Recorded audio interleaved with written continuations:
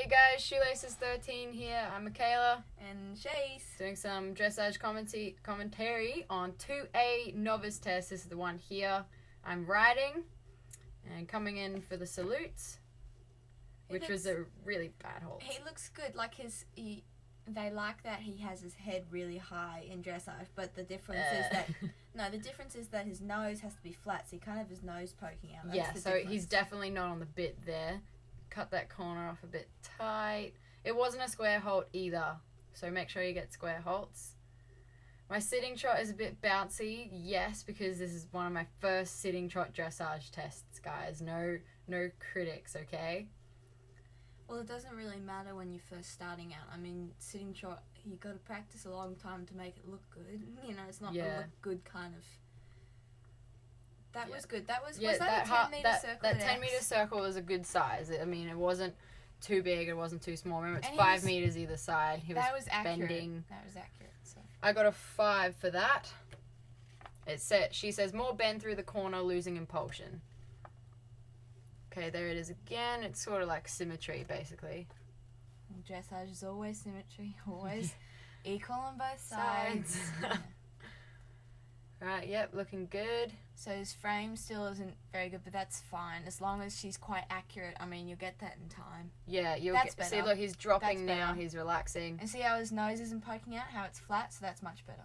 So yeah, this is the lengthening of stride. It wasn't much of a length, it was more of a running, going faster. Lengthening of the stride is not changing the speed, it is just changing the distance traveled, and which makes it seem like you're going faster because you're traveling over more ground, but the rhythm should not change. Yeah.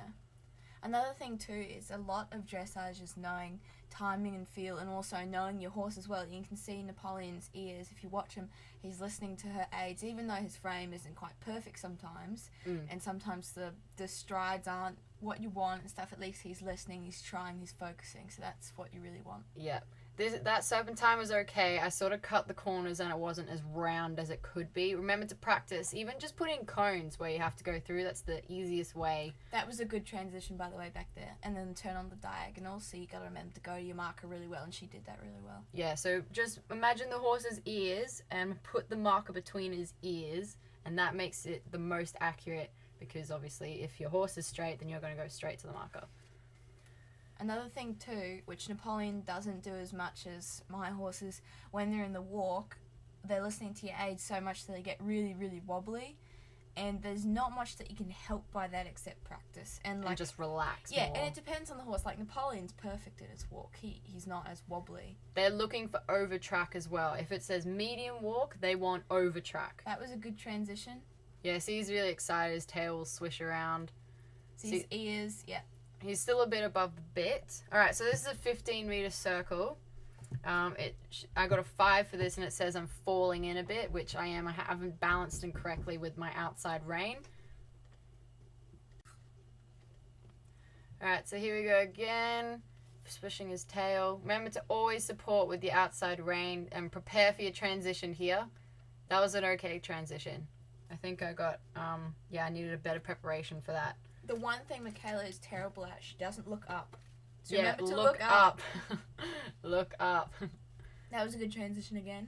Yeah, as long as you do everything quickly, like you even practice slow to prepare for the transitions, and it'll get better.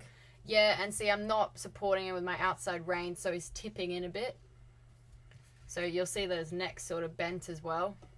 Right, here we go, around again. The one really thing in dressage is they always want his neck between his shoulders. I know that sounds weird, but yeah, like, because it's there anyway, but they don't want too much of a bend. They want a flex, not a bend. Yeah, not like neck bend. You don't want it to be friggin' yeah, you want the bend. You want the bend of his body, but not the bend of his neck. Yeah. I get what you're saying. All right, so here we go again, crossing a diagonal. Oh, I broke my stride there. Yeah, wrong aids. You know, getting all excited. Just practice giving the right aids, and hopefully that won't happen on the day. Okay, here we go. And this is a very important one because this has double points, all right? So circle left, 20 meters, rising trot, allowing the horse to stretch forward and downward. He could have stretched forward more, and remember to be rising trot and the circle was a bit small. It says it on my test.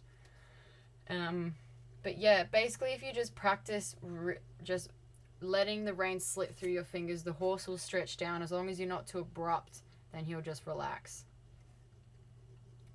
And that was a bit strange. But yeah, that wasn't a good bend, guys. I see his head's a bit high and mighty in the sky at the moment, but that's alright. Yeah, losing a bit of the contact. And That was a square. That was a square halt. That was a good square halt. So yeah, guys, that was the 2A test. I got 52% for that one. 52.9, so technically 53%. And I think I can't remember. I think I came third or something. Either way, I think I did really well for one of my first novice tests, and I'm pretty sure Napoleon did as well. So just remember to practice. Practice is the biggest thing with dressage, and practice slowly.